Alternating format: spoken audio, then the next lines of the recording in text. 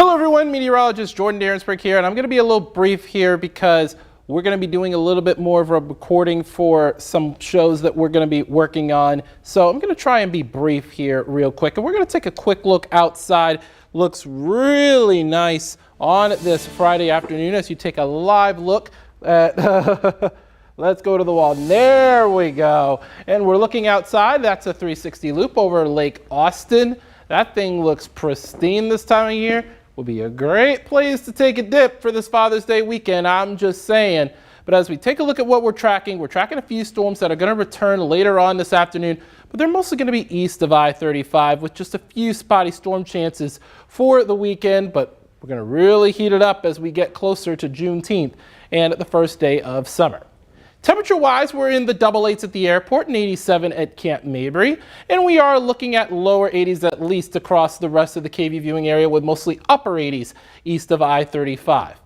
Satellite and radar looks mostly dry here, but we are seeing a few light showers over portions of Waller County, getting closer to that Houston metro area, but we could have a few more of those storms later on this afternoon in the coastal plains, including places like Bastrop and maybe LaGrange as well. Allergy count has grass and weeds in the low, mold is in the medium. You can find that each and every day on KVUE.com as well as the KVUE app. We do have a big area of high pressure that's going to influence our hill country counties and keep them high and dry from Friday through the weekend, and that's not good news for our lake levels, even though we did get some good storms this week. That helps the cause, especially Lake Buchanan. But with that ridge, those rain chances will dwindle as we head into next week.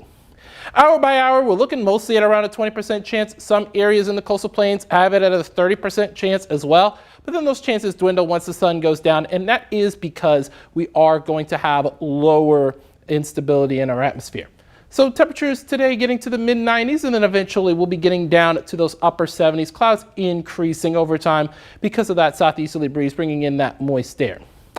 Hour by hour, looking mostly at around 7 p.m. That's when those storms are going to be popping up, mainly along and east of I-35. Now, the radar is not going to look exactly like this, so I would keep an eye to the sky anywhere in the coastal plains for any of those storms that do pop up. And there is that added cloud cover as you head into your Saturday, but then eventually we have another round of those storms.